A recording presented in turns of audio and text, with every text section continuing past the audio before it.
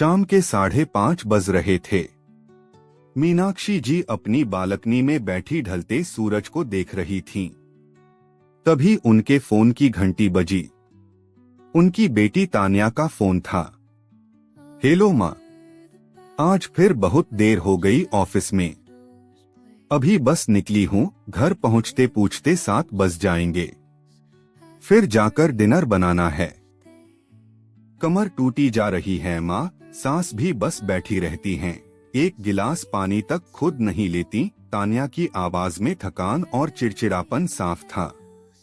मीनाक्षी जी का दिल भर आया। धीरज रख बेटा, थोड़ा आराम कर लिया कर। तेरी सास को समझना चाहिए कि तू दिन भर काम करती है। कोई बात नहीं, तू घर जाकर हल्का फुल्का कुछ बना लेना। फोन रखते ही मीनाक्षी जी की आंखों में आंसू आ गए।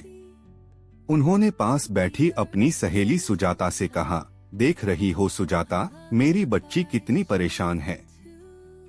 ससुराल वाले उसे मशीन समझते हैं। तरस आता है उसकी हालत पर। अभी बात चल ही रही थी कि मुख्य द्वार खुला। मीनाक्षी जी की बहू विधि ऑफिस से लौटी थी। उसके हाथ में लैपटॉप, बैग और कुछ फाइलों का पुलिंदा था। चेहरा थकान से पीला पड़ा था। नमस्ते मम्मी जी, विधि ने धीमी आवाज में कहा। मीनाक्षी जी ने घड़ी की ओर देखा और चेहरे पर शिकन लाते हुए बोली, बड़ी जल्दी आ गई। 5:45 हो रहे हैं। याद है न, आज शाम को पंडित जी आने वाले हैं। मैंने कहा था कि थोड़ा जल्दी आकर रसोई संभाल लेना। विधि ने एक गहरी सांस ली। सॉरी मम्मी जी, आज मीटिंग लंबी खींच गई। मैं बस हाथ मुंह धोकर अभी किचन में आती हूँ। जैसे ही विधि अंदर गई, मीनाक्षी जी सुजाता से फुसफुसाकर बोली, देखा तुमने, आज के जमाने की बहुओं के नखरे। काम का बहाना बनाकर लेट आओ ताकि रसोई का काम न करना पड़े। मेरी बेटी वहाँ बेचारी बिना मदद के मर रही है और यहाँ इसे देखो।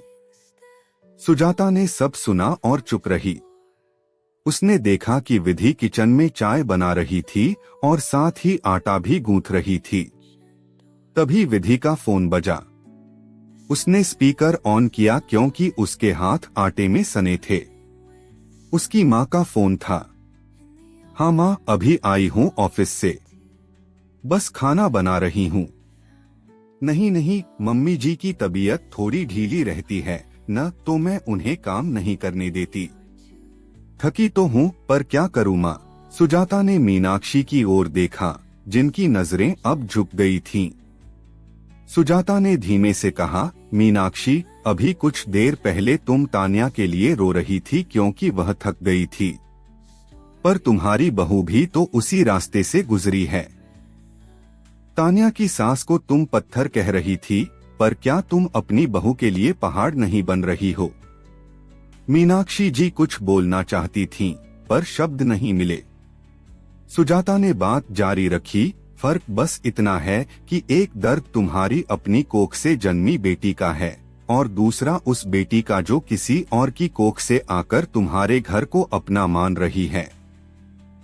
अगर तान्या को आराम की जरूरत है तो विधि को क्यों नहीं। मीनाक्षी जी को लगा जैसे किसी ने उनके मन के आईने पर जमी धूल झाड़ दी हो। उन्हें अपनी ही बातों का विरोधाभास समझ आ गया।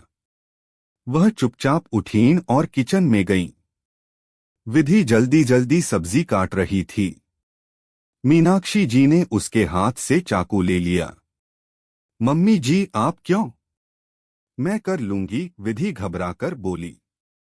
मीनाक्षी जी ने विधि के सिर पर हाथ रखा और भर्राई आवाज में कहा, बेटा तू जाकर कपड़े बदल और आधा घंटा आराम कर। चाय मैं बना चुकी हूँ, तू बस पीकर हाथ पांव ढीले कर। आज खाना मैं और तेरे पापा मिलकर बनाएंगे। विधि की आंखों में अविश्वास और खुशी के मिले-जुले आंसू आ गए। उसने कभी नहीं सोचा था कि उसकी थकान को बहाना नहीं बल्कि जरूरत समझा जाएगा।